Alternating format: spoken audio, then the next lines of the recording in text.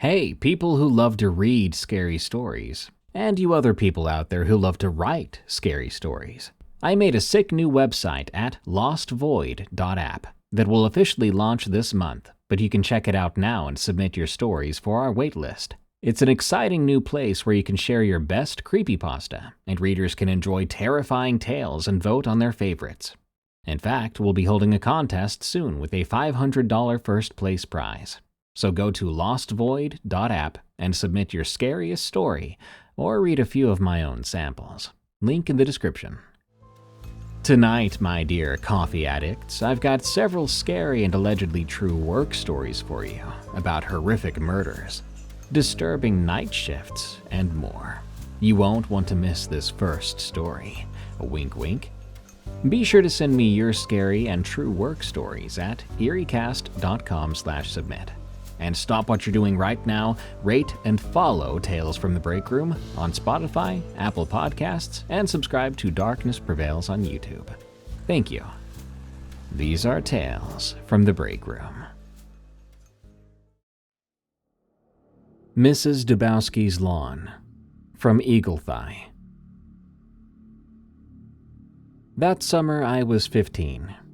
You know, that weird age where you're basically useless for real work, but desperately need cash for stupid crap your parents won't buy you. That was me. I was obsessed with getting some PlayStation 2 game. Heck, if I can even remember which one it was. I was obsessed with both GameCube and PlayStation 2 at the time. It's crazy how you forget that stuff that seemed so important back then. So what I did was started mowing lawns around town.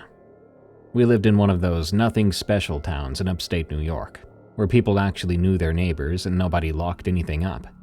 I charged $20 for a normal yard. Maybe 25 if it was huge.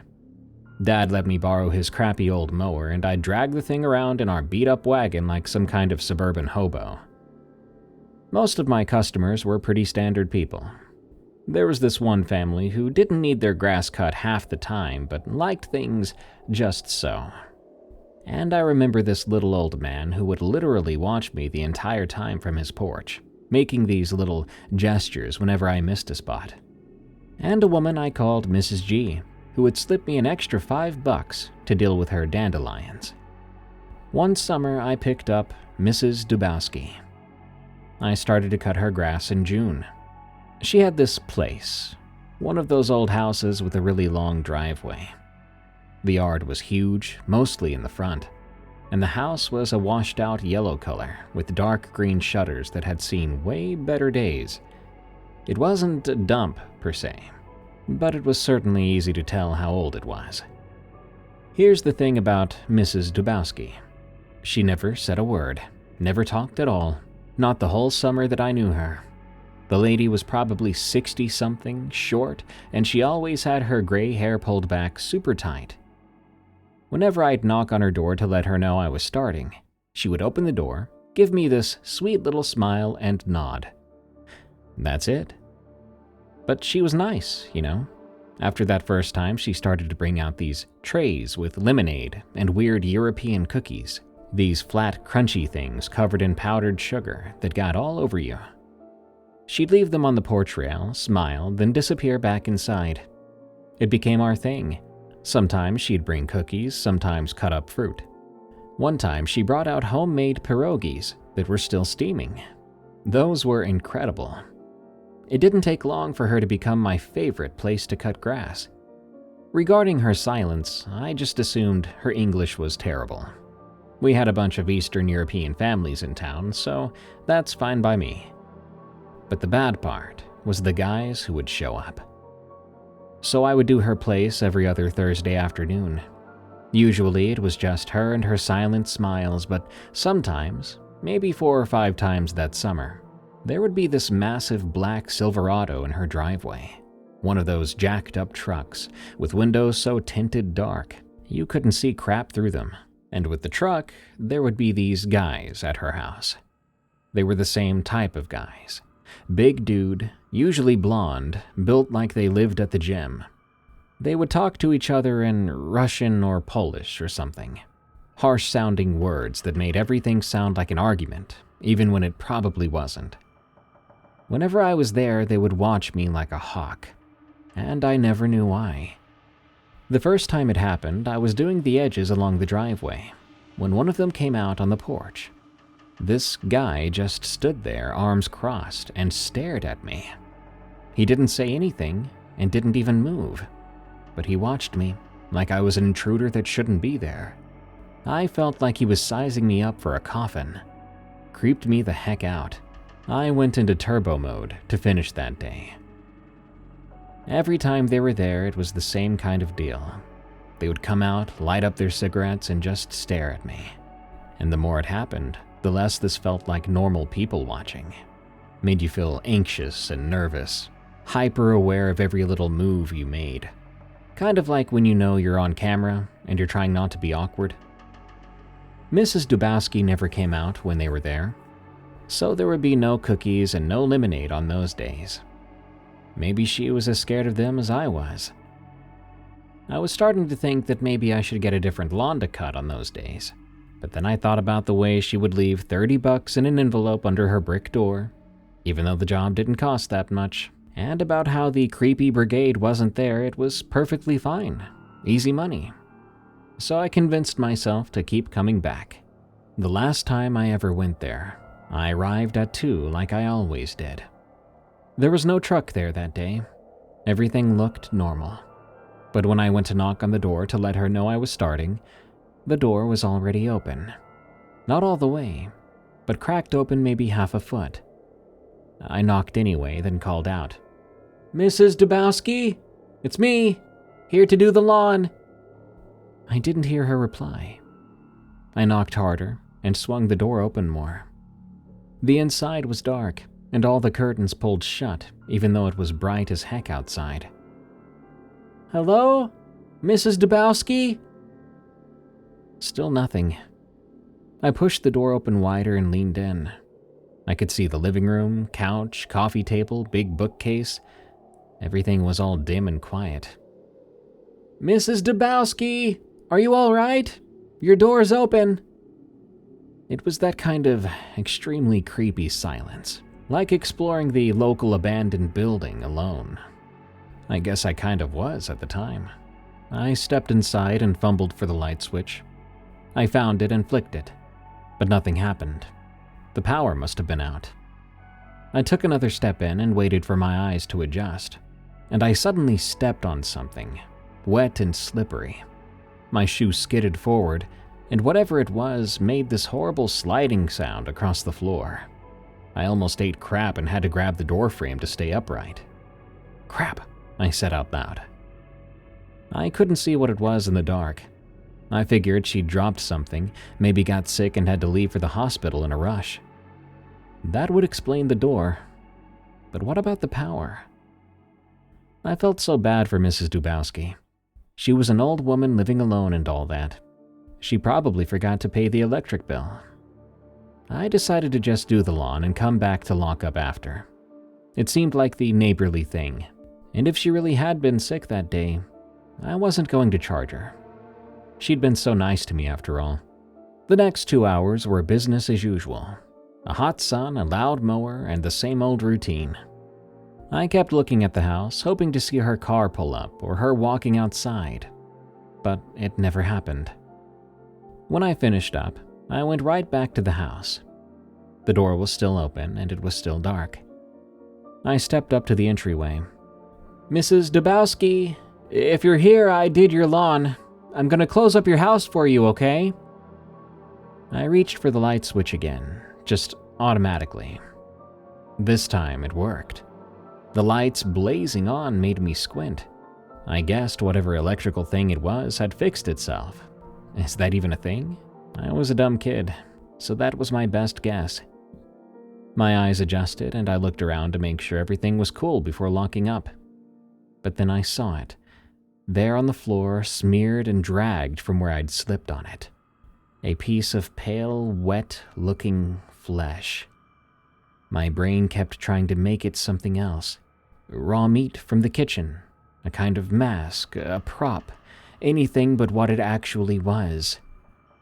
It had hair on it, gray hair. There were dark spots on it. and the shape, even torn up and stretched out, you could tell what it was supposed to be. It was a face. Someone had cut off a face. I saw the birthmark near what would have been the left cheek. It was the same one I'd been seeing every other Thursday. It was her, Mrs. Dubowski's face, on the floor, and I'd stepped and slipped right on it. My whole world went sideways, my stomach flipping into several different knots. The room spun, and I stumbled back through the door and kept backing up until I hit the porch railing. My entire body would not stop shaking. I ran as fast as I could with no plan and no other thought. I ran because I thought I had to get away, that whoever did that was still nearby, because they wouldn't want that to be found, would they? I ran down the driveway into the street all the way home. I told my parents and the cops were called. They went to Mrs. Dubowski's house. Apparently, Mrs. Dubowski had a basement, and that's where they found her. It was very clear it was a murder. The bad kind. Personal and vicious. I remember thinking it was the kind of thing that was not supposed to happen in boring little towns. And one of the hardest aspects to move on from this was that they never caught anyone. Those blonde men, the truck, they were gone like they never existed. I stopped mowing lawns for the remainder of my childhood. I couldn't even look at someone mowing their own lawn without wanting to throw up. My mind ran away with itself, trying to figure out why those men would do that to her. Because I was so certain it was them, it had to be.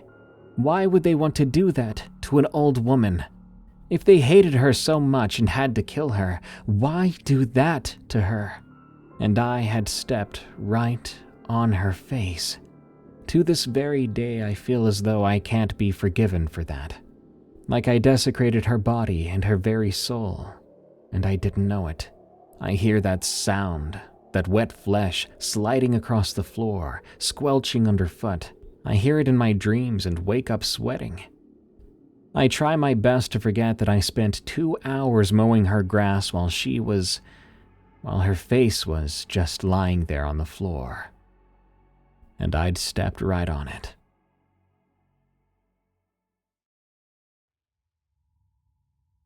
Lifeguard Creep, from Wendigo Fan 927. I'm a 15-year-old guy.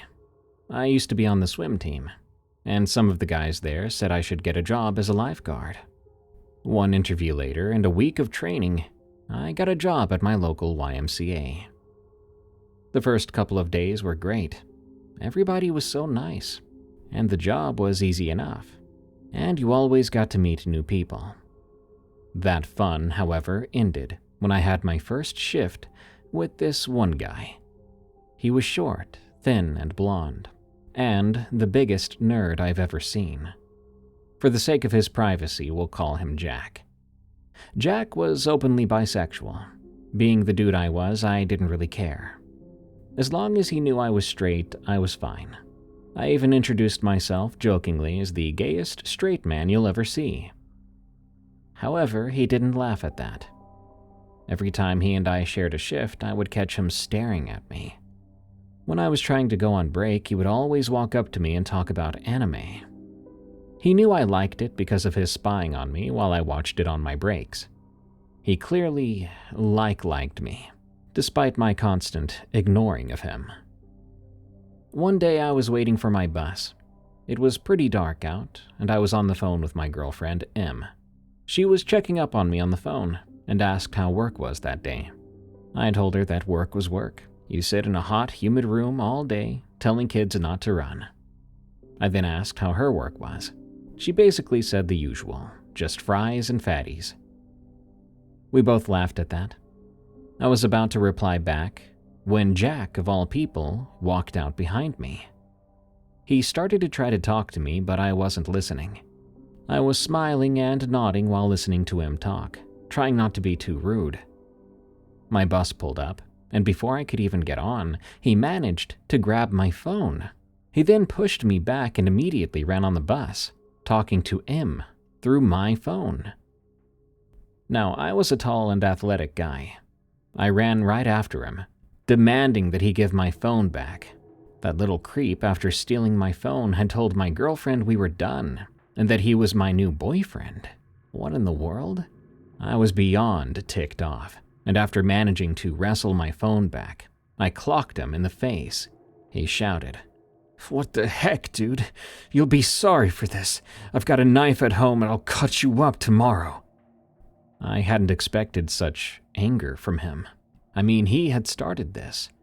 Did this really warrant a death threat? I froze at his words. This was really happening. The kid was threatening my life because he stole my phone and I took it back. In that moment, he suddenly decided he wanted to fight me. My girlfriend was still on the phone. That's when he lunged, trying to steal the phone again. This went on for about 10 minutes. During that time, I decided to record the entire thing. He kept screaming about how he was going to kill me and my slutty girlfriend. Then he stood up and ran out the door to his stop. That was it. The next day at school, I got called down to the principal's office. There sat that little turd and his angry mom. "Please sit, Mr. W," the principal told me, clearly annoyed. He then went on to state that it was wrong to abuse a significant other like that. "What are you even talking about?" Then Jack spoke up. "Don't play dumb, we were dating and you know it. You tried to get with me last night," Jack said. I was dumbfounded. This dude stole my phone, tried to make me break up with my girlfriend, and decided to say we were dating? This kid was completely insane. I explained my side and used the recording as proof. They even called him down to the office. Jack was suspended on the spot, and they fired him from the lifeguarding position. I still work there. Occasionally, I do wonder. Jack was so unhinged. What if he had followed through with his threat?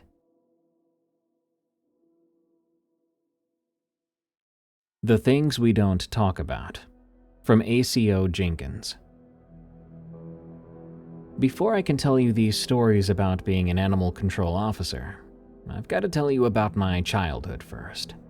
You'll understand why in a minute. I was 7 years old, living in a quiet suburb outside of Akron. My best friend lived 3 houses down, and between our homes was old Mrs. Barley's place. She had a pit bull mix named Duke. A massive thing, really. Had to be at least 90 pounds, with a deep bark that would rattle your bones from across the road. One summer afternoon, I was riding my bike home from my friend's place. I'd made that trip plenty of times before, and I never thought twice about it. But that day, Mrs. Barley's gate was wide open. I didn't see it at first. I was just happily pedaling along, probably humming some anime theme song, when Duke came around the corner of her house at full sprint. I froze up. I just stopped pedaling and planted my feet on the ground, straddling my bike. But Duke didn't slow down at all. That dog hit me like a freight train. I remember the impact, the bike clattering to the pavement, and then the teeth. Not biting, but just there, right in my face, hot breath, saliva, the white of his gums. Duke had quickly pinned me to the ground, standing over me and snarling. If anything, he was about to bite. I couldn't move, and I was too scared to scream. So I lay there staring up at this animal that now seemed 10 times bigger than me. Mrs. Barley came running out, screaming Duke's name. He backed off immediately, tail wagging like he wasn't just about to chew me in half. She apologized over and over, even cried, saying that he had never done anything like that before. I ran home alongside my bike and told my parents everything. They filed a report, but nothing happened. Duke was just being a dog, they said. Protecting his territory, no real harm done. But I never stopped thinking about that moment. For years after that, I couldn't be around dogs.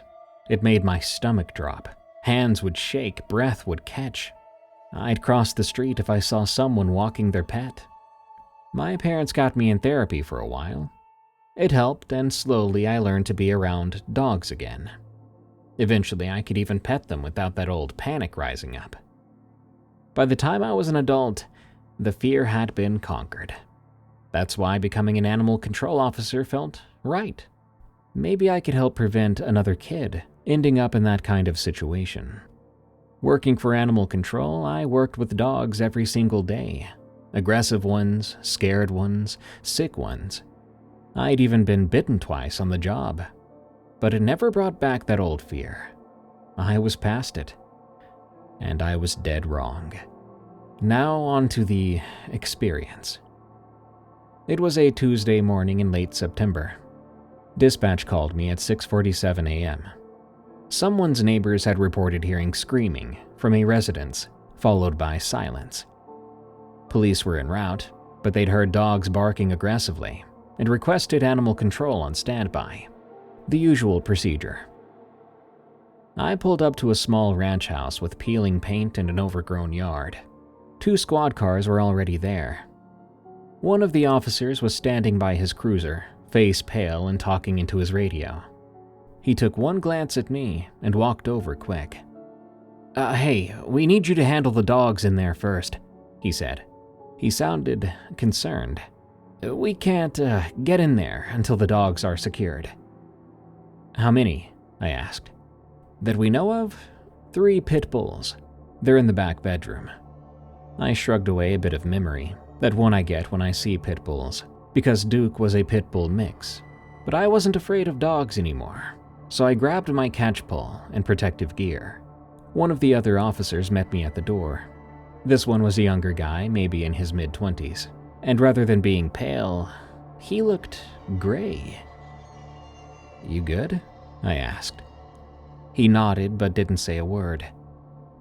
Inside, the house was dim and the curtains were drawn. All the lights were off. And the air smelled bad.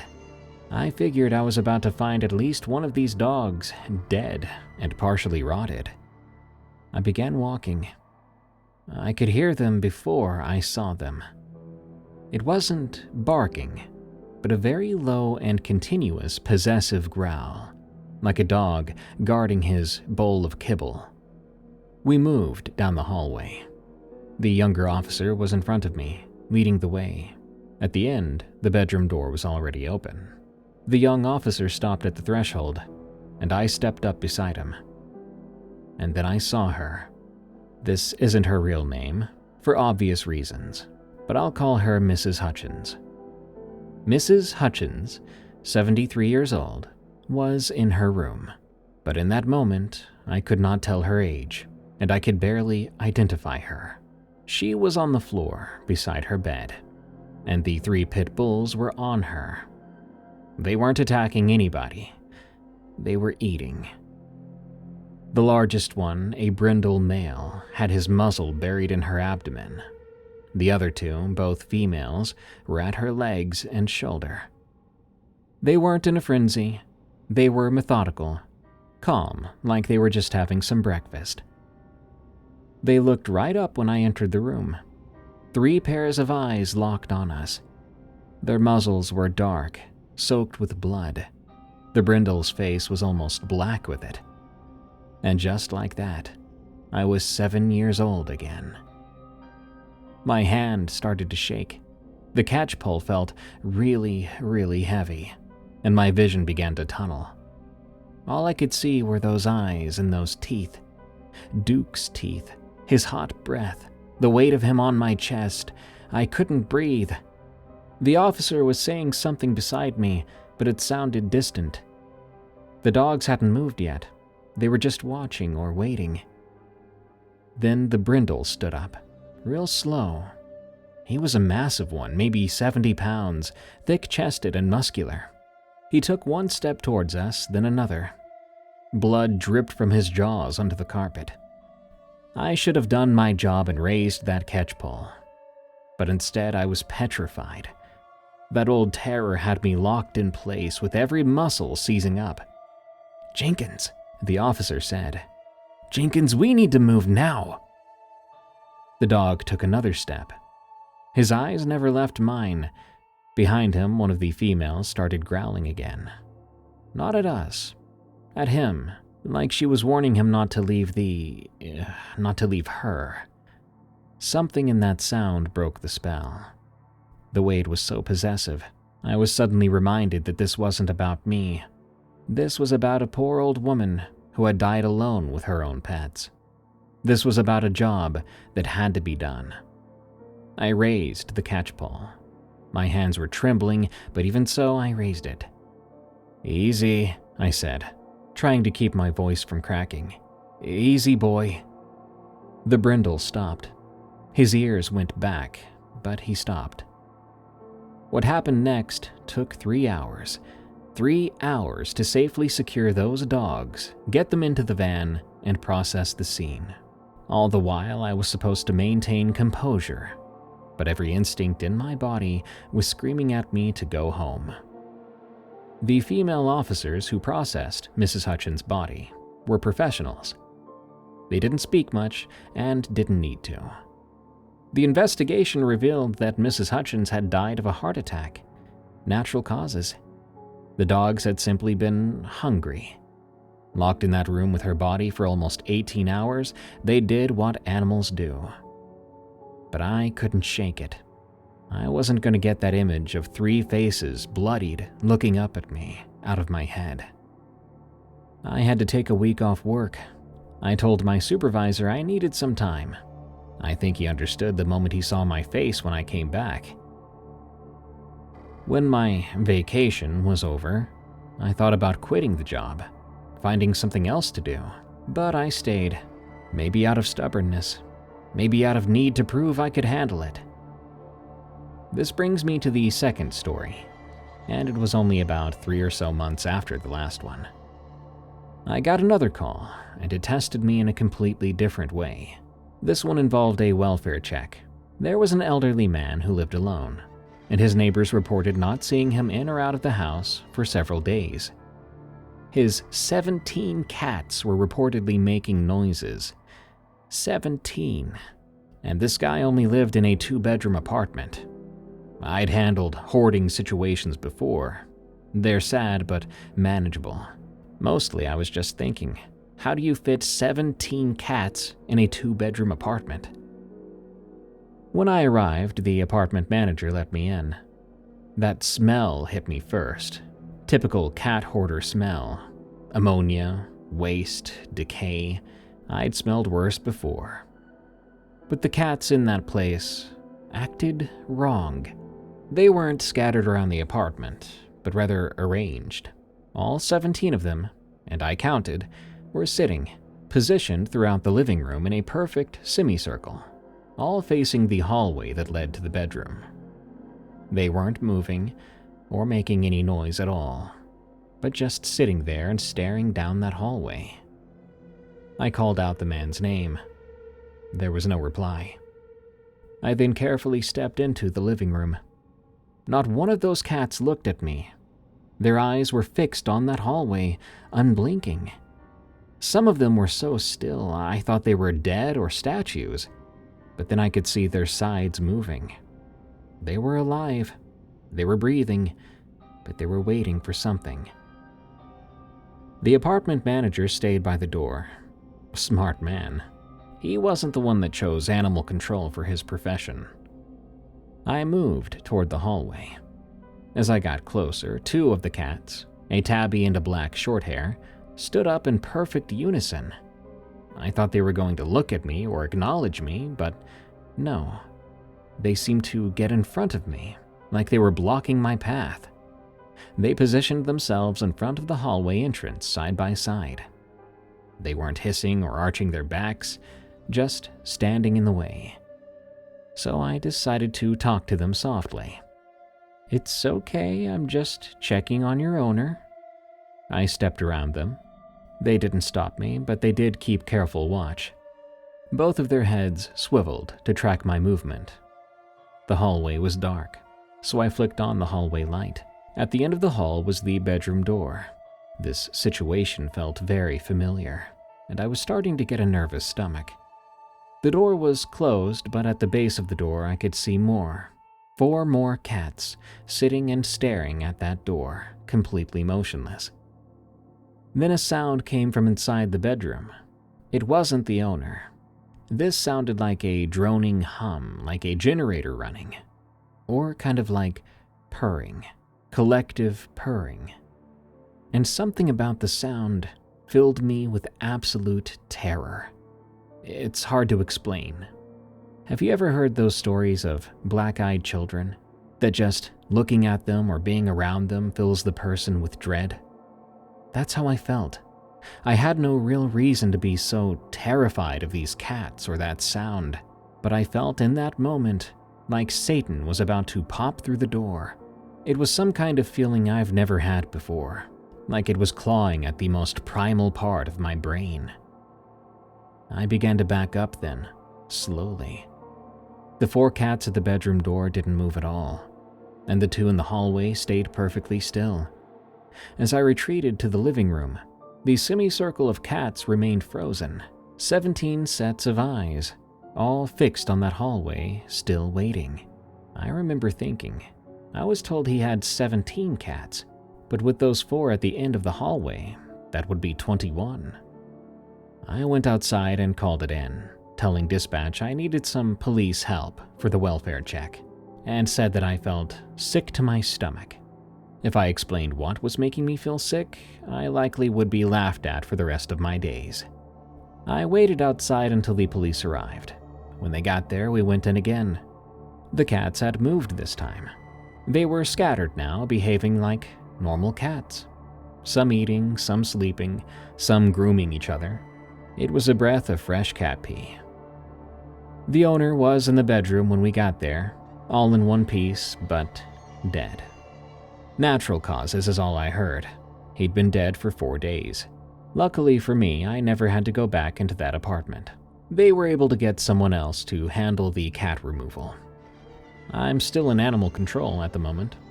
When things are normal, and 99% of the time they are normal, it's a good job. I enjoy it. But there are 2 things that I take away from these stories, these experiences I've had so far.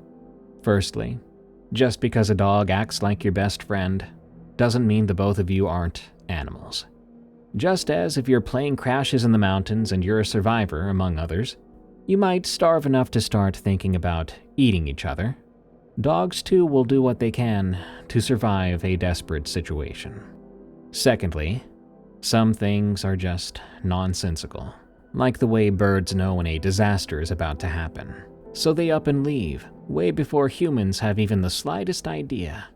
That's how I cope with the cat story. I got caught up in cat shenanigans, and I wasn't supposed to be there. And they were nice about it, bless their souls, but I'd rather not intrude on the cat rituals again. But those are my animal control stories, for now, but I do hope they're the last. The Hoffman Kids, from Anon. My mom still asks me why I won't babysit her friends' grandkids. 20-something years later, and I still can't give her a straight answer. How do you explain that one night in 1994 ruined it forever? Back then, $40 for 5 hours of babysitting was incredible money for a 17-year-old in suburban Ohio. That's what the Hoffmans offered, and I jumped at the opportunity. Most families paid $15 or $20 for a whole evening, but the Hoffmans lived out past the subdivisions, where the house is set on bigger lots and you had to drive by cornfields just to get there. She said the extra money was for the inconvenience. It really should have been my first clue that something was off. Nobody overpays teenagers without a good reason. Mrs. Hoffman had gotten my number through someone at the hospital where she just started nursing school. Friday nights were her clinical rotations, and her husband, Dale, worked second shift at the Ford plant. They needed someone reliable for their 2 kids. Amber was 8. She was such a serious little girl who spent hours drawing pictures at the kitchen table. Tanner had just turned 5 and basically lived in front of their Super Nintendo. The easiest kids I'd ever watched. I remember that Friday. Mrs. Hoffman met me at the door looking frazzled. Her scrub top was inside out. She didn't even notice until I pointed it out, then laughed nervously, saying she would fix it in the car. She ran through everything so fast I had to ask her to repeat the bedtime routine. At 9 o'clock, brush teeth. Tanner needs his dinosaur nightlight. Amber reads for 15 minutes, then lights out. "The phone rings a lot," she said, pausing at the door with her purse. "Just let the machine get it, okay?" "You don't want me to answer?" "No, never. Just let the machine get it." Their house was a split level that probably looked modern in 1976. Wood paneling covered the living room walls. The kitchen had harvest gold appliances and dark brown cabinets. But no family photos. I babysat for probably 8 different families that year, and the Hoffmans were the only ones without a single picture on display. Even the Jacksons, who were minimalists before that was even a thing, had their kids' school photos stuck to the fridge. The answering machine sat on the kitchen counter. It was just a big chunky beige box with a cassette tape inside. That first night it went off 6 times. 4 rings, then, "You've reached the Hoffmans, leave a message." But nobody ever did. I would hear someone breathing, maybe some background noise like traffic or a TV, then click. Amber didn't seem to notice. She sat at the kitchen table with her big box of 64 Crayolas, the one with the built-in sharpener, drawing houses. Always houses. Sometimes they were normal, square with a triangle roof, smoke curling from the chimney. But sometimes she'd color all the windows black, or draw them with bars, or add multiple locks on the doors. I said once, "That's a lot of locks." And she said, without looking up at me, "It keeps the bad people out." I asked her, "Are there bad people around here?" She shrugged and kept coloring. Tanner was easier to figure out. He'd park himself in front of the TV with Donkey Kong Country and play the same levels over and over. He knew that infinite life glitch at the start of the game. Even though he was a pro, he could do all the minecart levels without dying once. When he got frustrated, he would throw the controller, but not too hard. Just a little toss under the carpet. Then he would pick it up and start again. Mrs. Hoffman always looked exhausted when she got home. She'd count out my money with shaky hands, always adding an extra 5 or 10 for gas, even though I lived only 10 minutes away. She'd ask if everything went okay, if the kids were good, if anyone had called. The last question always came with this look, concern or something else. Dale was never home when I arrived at 6:30, and was always still gone by the time Mrs. Hoffman returned around midnight. But I did find evidence of him being there, like fresh cigarette butts in the heavy glass ashtray by the recliner, still smoldering sometimes, as well as work boots moved from the mat by the door to the middle of the living room, leaving little dirt clumps on the carpet. And that cologne smell too. Dracar Noir, I think, hanging in the hallway like he had just walked through. One early fall night, I found a hole punched in the wall behind the bathroom door. Fresh, too. The drywall dust was still on the floor. When Mrs. Hoffman came home, she saw me notice it. "Dale's been stressed at work. Ford's been talking about layoffs." The kids never mentioned their dad directly, but Tanner started having nightmares, too, always about the man in the downstairs closet. The thing was, they didn't have a closet downstairs, just a basement door with a padlock on it. Mrs. Hoffman said Dale kept tools down there, dangerous stuff the kids should not be around. But neither kid would walk past that door. They would go through the dining room to get to the kitchen rather than take the direct route past the basement. By November, things were getting stranger.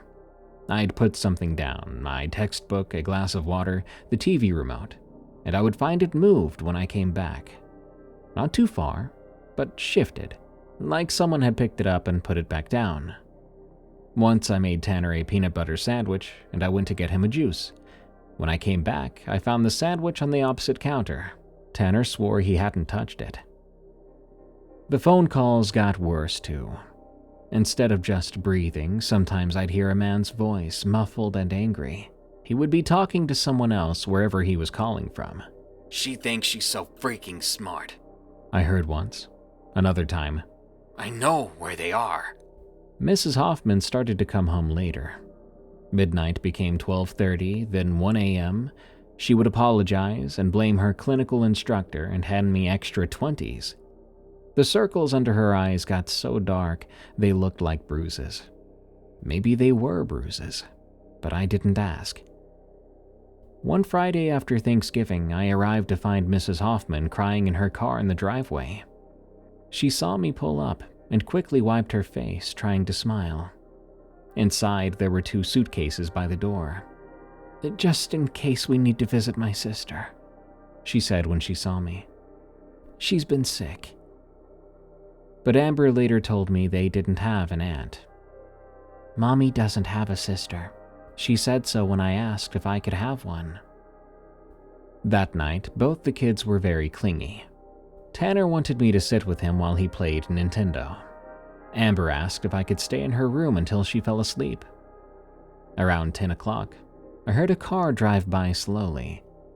Then 15 minutes later, again. I looked out the window but could only see headlights creeping past. Mrs. Hoffman didn't get home until 2 a.m. She looked terrible. Her scrubs were wrinkled, her hair was coming out of its ponytail, and her hands shook so bad she dropped her keys twice. She gave me $80 and asked if I could come tomorrow night too, Saturday. This was unusual, but the money was good.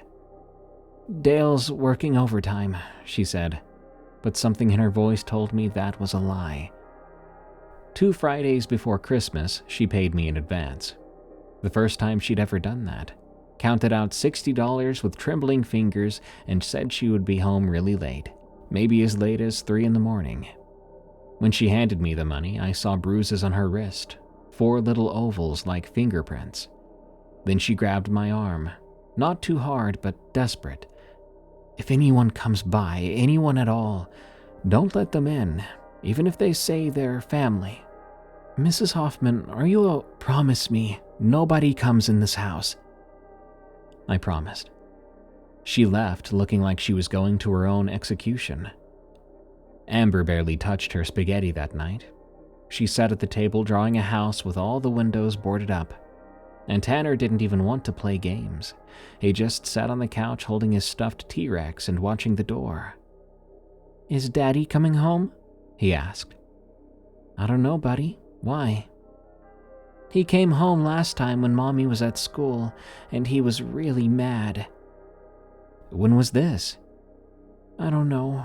Before. He broke stuff." Amber looked up from her drawing then. "Mommy said he went away." "He did," Tanner said, "but he came back." They both went to bed at 8 without me even mentioning bedtime. The house felt so strange with them upstairs and all too quiet. The phone hadn't rung once, which was somehow worse than the constant calling I'd gotten used to. I was halfway through my AP history notes when I heard tires on gravel around 10 o'clock. Way too early for Mrs. Hoffman. The car parked somewhere beyond the porch light's reach. A door slammed, and I heard footsteps on the porch. Heavy footsteps. Someone then tried the doorknob. I'd locked it, obviously. The knob rattled harder, though. Then it stopped. After that, there came some soft knocking. 3 taps. "Kids, Daddy's home." The voice was thick and slurred, and I could smell it almost instantly after the knock. It was like whiskey mixed with that Drakkar cologne.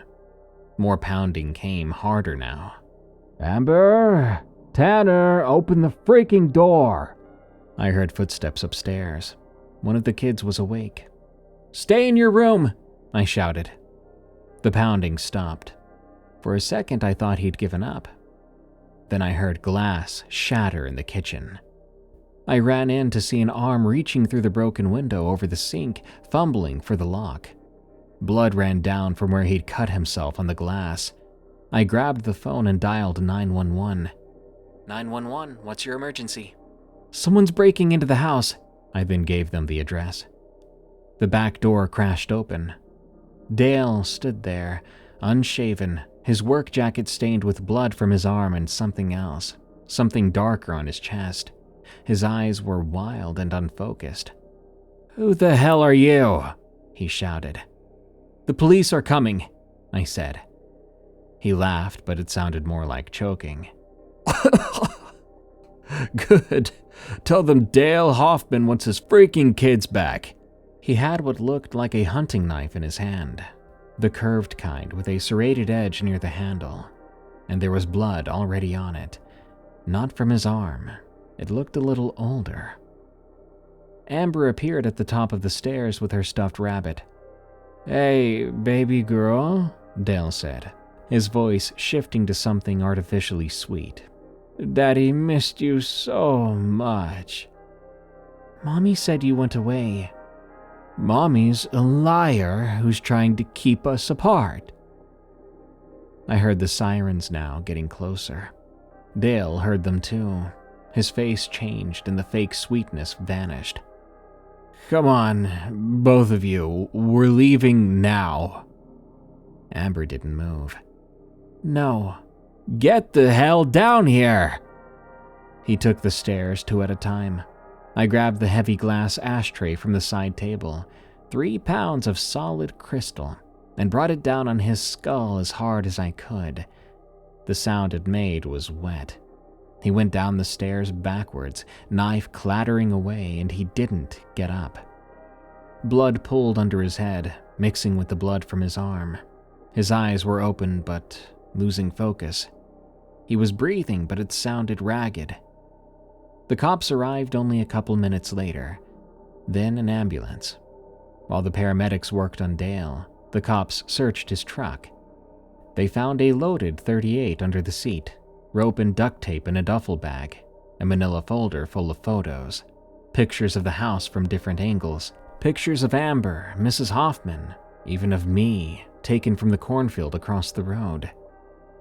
There was also a bloody purse in the truck. It belonged to Mrs. Hoffman. They found her at the hospital, in her car in the parking garage. She had been stabbed twice but had managed to drive herself there. She lived, barely. Dale had waited for her shift to end, thinking for some reason she would have the kids with her. Mrs. Hoffman showed up at the house while they were loading Dale into the ambulance. She had apparently discharged herself against medical advice, and she looked a mess. She didn't act shocked. She stood there looking hollow instead. "I'm so sorry. We left Pittsburgh to get away from him, then Indianapolis, then here, and he found us every time. I thought maybe if I changed our last name." She paid me for the full night plus another 100. Her hands were trembling as she counted bills from her wallet. I didn't want to take it, but I did, and I never went back there. Took a break from babysitting for a while too. I got a job working at a record store for a while until they went under. As for Dale, he got 15 years for attempted murder. He served 8. Mrs. Hoffman took the kids and disappeared completely. Not even my mom, who knew everyone's business in town, could figure out where they went. So it was a nice surprise when I ran into Amber at a grocery store only 5 years ago. She was with her own kids, 2 little boys racing around the cart. She saw me in the cereal aisle, and we both just stopped. She looked healthy and normal. She was wearing a wedding ring, and after a second she smiled and said to me, "Thank you." And that was it. Her kids were getting impatient and she had to go, but I knew what she was saying. But I'm not really someone to be thanked. I simply did what I had to. In that moment, though, in my head, I was more scared than I had ever been in my life.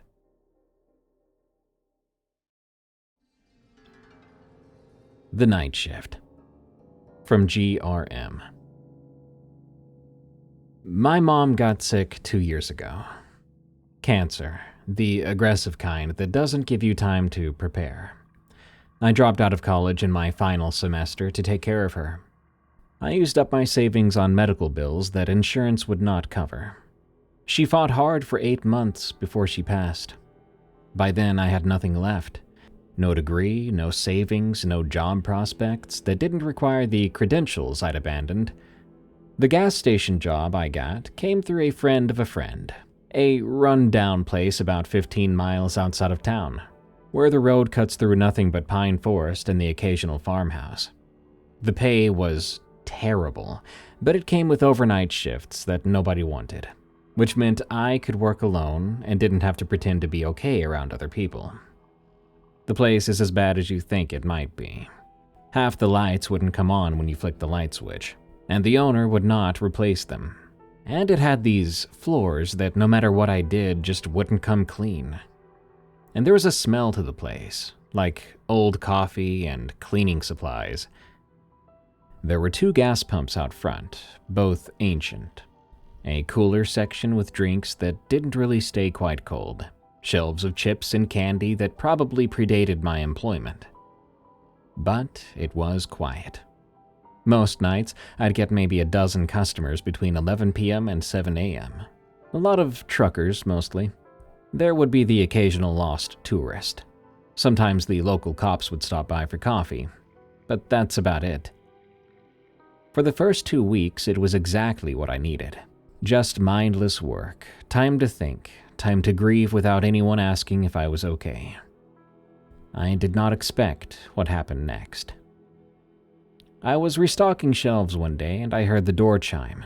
I quickly poked my head up and saw no one. On another occasion, I was sweeping up things and the lights in the back room began to flicker. Then one night I was counting the register and I felt like someone was standing just behind me, close enough that I swear I heard breathing. These were sort of small experiences, but they added up, making me a little bit wary of the place.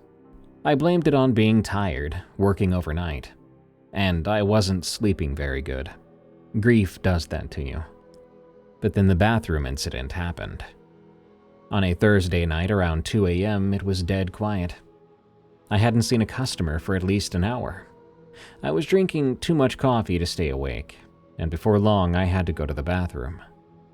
I left the register, walked to the back, and locked myself in the single-employee restroom. I was only in there maybe 3 minutes. When I came out, the entire station had gone dark.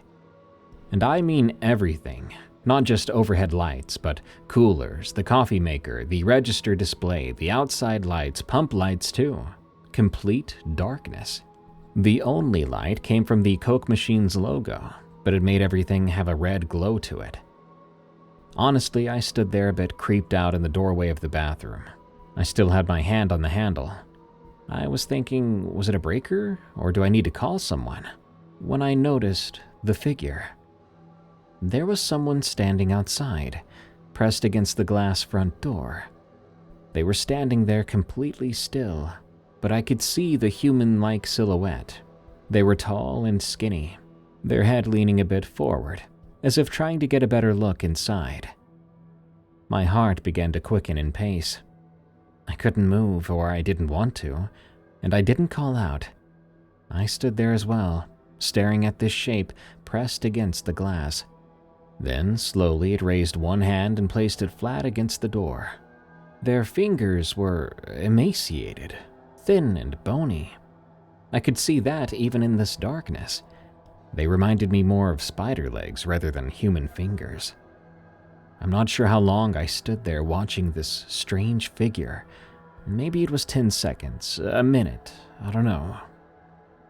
But then, all at once, the lights came back on. Just one big sudden click from somewhere, and the coolers, the lights, everything lit back up. But in that same instant, the figure that was at the door was gone. I took the opportunity to run to the door, unlock it, and push it open. There was no one outside. The parking lot was empty and the road was barren. Nobody. Apparently, it had started raining at some point, but I didn't notice till now. Just a weird customer who stopped by and thought we were closed because of the power outage, I told myself. It was a creepy enough experience that I did consider quitting. I spent the rest of the shift composing a text to my manager, in fact. But when the sun came up and the morning shift guy arrived, it felt more distant. The place felt more safe. The experience felt more like something I'd imagined in the dead hours, when your brain just isn't working right. So I stayed on board. Another incident happened a week later. Another slow night, this time around 3 a.m. I was standing behind the register, scrolling through my phone, when I saw movement through the window. Not close up like before. This was a bit distant. But I could tell there was someone walking along the road. Out in the middle of nowhere where no one walks because there's nothing to walk to and no sidewalks to walk on. Just some person moving along the shoulder of the road, heading westward. I kept a close eye on them as they approached. They were maybe a quarter-mile away when I first noticed them. A dark shape against a darker tree line. The way they walked was steady and slow. Pretty normal, except for the timing. As they drew closer, I could make out more details. It looked like they were wearing a long coat, dragging slightly on the ground. The closer they got, too, the more it began to appear like they weren't walking at all, but floating instead. The figure reached the edge of the gas station lot, and by then I felt goosebumps all over me. You'd expect the lights from the station to begin to illuminate the figure, but they didn't. I swear to God they didn't. The figure remained dark, like a shadowy silhouette. And then it stopped, just stopped walking or floating. Then it turned its head toward the station, towards me. I couldn't see a face even still, but I could feel its attention locking onto me through that glass. I looked down at my phone, maybe instinctually, breaking eye contact, and when I looked back up, the figure was closer. They didn't walk closer, but they were just closer, like it had moved 15 feet in half a second. My hands began to shake. I looked down again just for a second. I don't know why. Maybe I was testing it. When I looked back up, they were only 10 feet away from the window. It was right in the middle of our lights, and yet I couldn't see anything. It was like someone had peeled their shadow off the ground on a hot summer day, letting it walk around and have sentience. It raised one arm slowly and pointed at me. The sleeve of its coat hung down, but there was something off with its proportions. Maybe like the limbs underneath were too thin and bony, just like the fingers I'd seen during the first encounter. I stood there like a statue behind the register, watching all of this unfold until a truck pulled into the lot. The headlights swept across the parking area, and the figure was simply erased by the beams. There 1 second, then completely gone. The truck, a long-haul semi, pulled up to the diesel pump, and the driver climbed down, completely oblivious. I served him, rang him up, made small talk about the weather. My hands began to shake less and less. When he left, I checked every direction, but the road was empty and so was the parking lot. I knew it was still out there. If I'd seen it twice, I was sure I'd see it again. And because of that thought, I've been watching the road every shift since, waiting for movement. I pray it doesn't come back before I can actually afford to quit this job. Listen to your gut. From Brodudeman. I'm a residential HVAC technician. I have been for the past 8 years. And as you can imagine, I've been in and out of thousands of people's homes over the years. I've had my share of creepy encounters with weird people and spooky basements and such. Of all the things I've experienced, there is one event that really gives me the creeps every time I think about it. It was the middle of October. We were in our slow season where we usually keep busy with preventative maintenance calls. Most of my calls were in the city or nearby towns, but this one call in particular was way out in the sticks. I was glad to get a break from running calls in the city, so I enjoyed the long drive out to the customer's house, along with the scenery of the countryside. This was supposed to be a typical maintenance call, nothing special. I pulled into the long gravel driveway and collected my tools and boot covers before walking up to meet the homeowner. Nothing seemed strange at first. The house was old but well kept from the outside. However, when I knocked on the door, I didn't get a response right away. So I waited. Then I knocked a few more times. Eventually, I waited too long, and I was about to leave. Just as I was about to turn around, a middle-aged man answered the door, and he stared at me. He wasn't intimidating, but his sudden appearance did startle me a bit. "Can I help you?" he asked. Yeah, I'm here to do your furnace maintenance." He then proceeded to explain that he forgot about the appointment and apologized for startling me. He then let me in the house so I could get my work done. Right away, I noticed the place on the inside was totally disgusting and messy. It's nothing I'm not used to in this trade, but still. He seemed kind of annoyed by me being in there, although it was him that made the appointment. At least, I thought so, because he did live alone. He then led me to where the furnace was. It was in one of the back rooms in a closet. On the way to the furnace closet, we had to walk through a big empty room that looked to be under construction. In this room, there were 3 dog kennels pushed up against the wall in the corner, and in them were 3 very large, vicious-looking dogs, all 3 of which were barking and snarling at me, as if they could burst out of their kennels at any moment and devour me. This put me on edge immediately, as someone who has been bitten by a customer's dog before. Usually I don't see dogs that are that aggressive though. These seemed like they were feral or had rabies or something. The homeowner showed me to the furnace and I began to do my work silently in the small mechanical closet. After a few minutes, I couldn't help but notice the man never left my side. He was always standing directly behind me, but silently.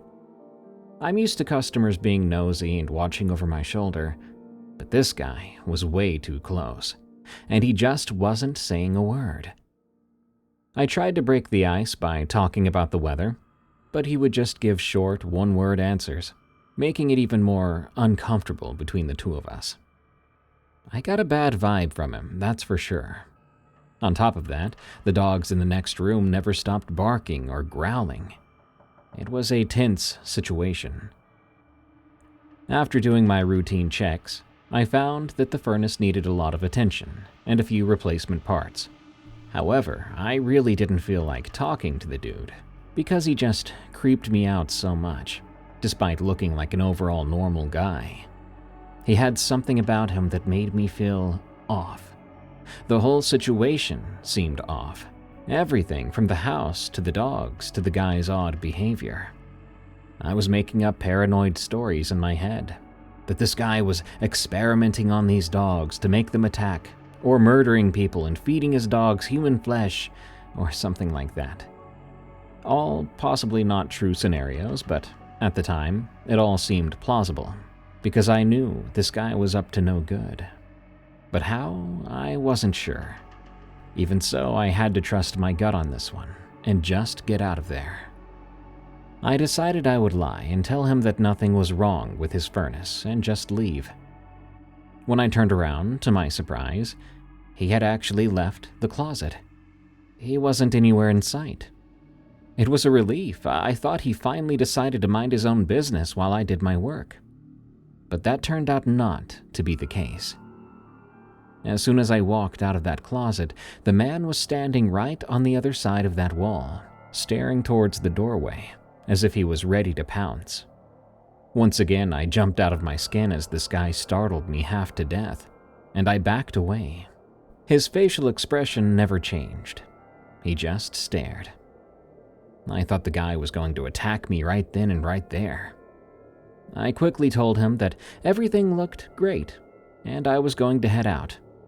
He responded with, "Good," and walked me back to the front door, as those vicious dogs barked at me the whole time. He handed me a pre-written check that was already made out, which tells me he clearly didn't forget about the appointment, like he said he had, unless he somehow wrote it well in advance.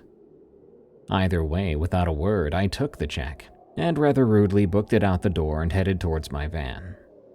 I threw everything in and hopped in the driver's seat to peel away. As I was about to drive, I saw him standing in front of the window, watching me with that same expression. So I drove away quickly, flinging gravel everywhere. If you were expecting a crazy twist to the story, I'm sorry. There isn't one. Nothing else really happened past that, if I'm being completely honest. Just an extremely uncomfortable and tense situation that gave me chills. One of those things you have to be there to understand. Something in my gut told me there was something wrong with this man.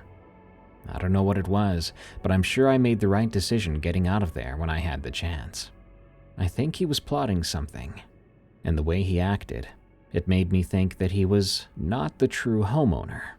Perhaps the body of the homeowner was in there, and he had fed them to his dogs. Good lord, that Dubowski lady story is going to haunt my nightmares. Seriously, it's not often a story freaks me out anymore, especially the true crime ones, but that one makes me pray I never come home to my front door hanging open. Good night. Thank you all so much for tuning in to Tales from the Break Room. I've been your host, Darkness Prevails, and you can find me on X at Dark Prevails. Send me your scary work stories at eeriecast.com/submit so I can read them on the show. And if you haven't already, please follow and rate Tales from the Break Room on Spotify, Apple Podcasts, YouTube, or your favorite podcast app. Thank you. One more thing, go to lostvoid.app. I worked so hard to make it so you can share your scariest creepypasta and fictional horror stories, or read and vote on your absolute favorite terrifying tales. That's lostvoid.app. Till next time, everyone, I've got to clock out for now, but don't you worry. I'll be back again real soon.